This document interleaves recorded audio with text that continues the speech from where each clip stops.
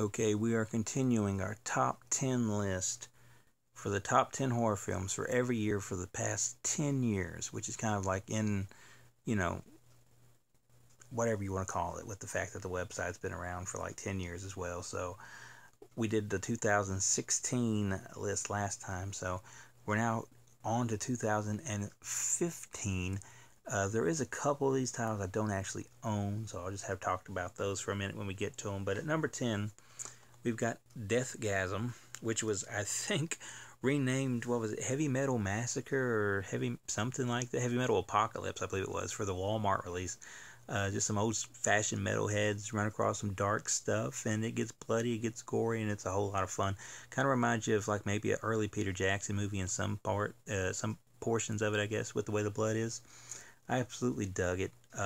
Wouldn't mind seeing another one. I thought somebody said they was making another one. I don't know. I guess we'll have to wait and see. But that is a good one. Deathgasm. Number 9, we have Goodnight Mommy. This is a foreign film that really cranks up the creepy factor. It also has creepy kids, which also helps when you're dealing with stuff like that. Keeps you guessing to the very end about what the heck is going on. And when you finally see what's going on, then, you know, it's a pretty big revelation, I believe. Some people said they guessed it before the end of it. I don't know. I think I was kind of caught by it, actually. So that's Goodnight Mommy. Everybody can check that out if you haven't. You guys are going to think I'm crazy when I show you number 8, but I dug it, so I got to put it on here. It's Zombeavers. Yes, zombie beavers. We got some people that are half dressed at the lake or whatever it is, and next thing you know, they run across a bunch of zombie beavers and blood starts to fly. We get some crude humor. We get some, it's a horror comedy. It's something you don't want to take too serious, and if you just watch it with that in mind, I think it's fun enough to keep you interested. I absolutely loved it, so there was that. The next one on the list, which would be number 7, I don't actually own. I seen it on VOD when it came out, and that was Spring, which is a love story mixed with like a modern day monster story. Dug it. Seen it on VOD. The Blu-ray came out, and the company never sent me a copy of it, so I kind of got a little bitter about that because they told me they would, but they never did. So I haven't picked that up yet, but I need to. And the more I talk about it now, the more I really, really realize I need to just go get it. So Spring would have been next. The next one from Scream Factory, Scream Factory IFC Midnight, is Extraterrestrials. When I first got this in the mail, I thought, I don't know if I'm going to dig this one or not. But then it's kind of like a new twist on the old alien stuff, and it's got some good monsters or aliens in it. It's got some pretty good effects in it. It's got some pretty good plot points in it.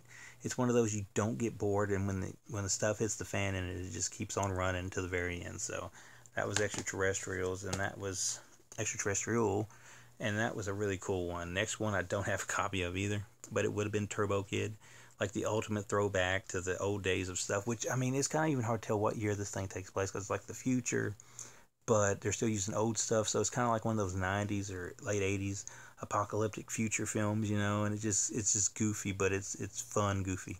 Tons of gore in it. The plot's funny. If you're going to be a horror-ish comedy, it's always a good thing to actually be funny, and Turbo Kid's actually funny, so I love that one. That would have been next. Next, however, we have It Follows, which could have easily crept on up this list because it was that good, but it got knocked off by a couple other things, obviously. But It Follows is a very unique thing. Does it kind of crap on its own mythology, like Tarantino said near the end? Probably, but it's still extremely creepy, and it's a pretty good commercial for protection when you have sex and STDs. So if you ever watch this, kid, just think a little bit more about it and follow safety precautions so you don't have no unstoppable forces trying to run you down till you sleep to the next person to pass it on. At number 3, we've had from Astron 6, released by Scream Factory, The Editor. Throwback to classic Giallo films. If you like Giallo films, or even if you don't like Giallo films, it kind of works as both ways because it kind of pays tribute and kind of pokes fun at them at the same time. And Astron 6, they're very funny guys. They got quite a interesting comedy style, you could say. And I love Father's Day. It's like one of my favorite movies all time. So I was really interested in seeing The Editor. I don't think The Editor is as good as Father's Day, but it's still pretty solid. And like I said, it just really hits on those right Giallo strings that make you want to rewatch it. So I put that on my list for number 3 for 2015. Number 2, Tales of Halloween. This thing's awesome. This set's awesome. I had it on VOD for a long time, or Vudu, I should say. I had it on Vudu for a long time until they finally released it on Blu-ray. Got this great set here that come out with. Horror anthology. Everything happens in one night on Halloween, which is just a perfect setting for a movie anyway. To have the anthology thing, have it Halloween, based. I like it better than Trick or Treat. I know there might be a lot of people out there throwing stuff at the screen for me saying that, but this one just hit on all the right spots. There's quite a few stories. A couple are weak, most of them are not.